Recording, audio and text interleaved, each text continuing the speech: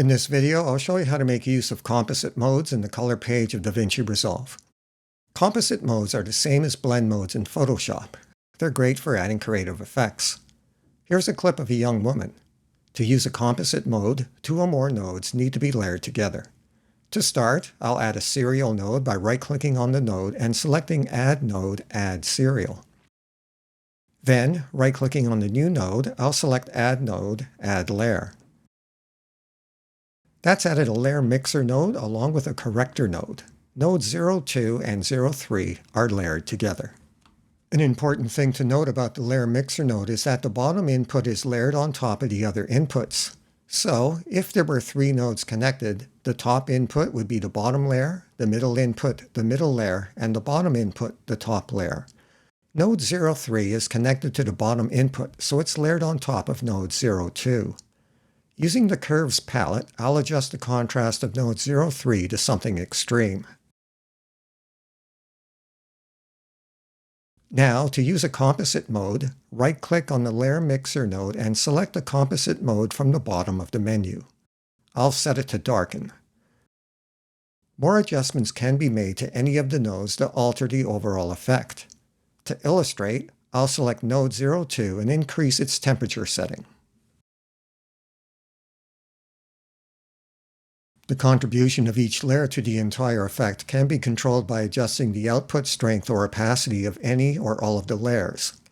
I'll select node 03, the topmost layer, and open the Key palette. Under Key Output, the gain and offset fields can both be adjusted.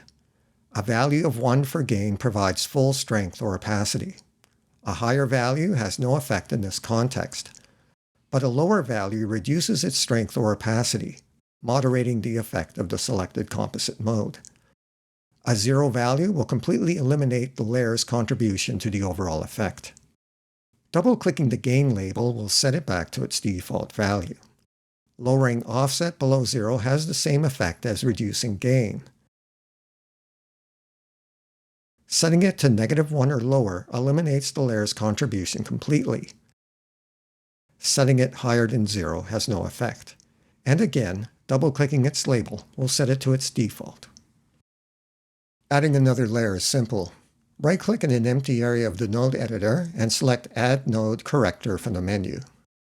Connect it to node 01. Next, connect the new node to the Layer Mixer node. As you can see, the Layer Mixer only has two inputs. There are two ways to add a third input. Either right-click on the Layer Mixer and select Add One Input from the menu, or drag the output of the new node to it and a new input will be added automatically. The new node has been placed at the top of the layer stack. I'll rearrange it so it's at the bottom.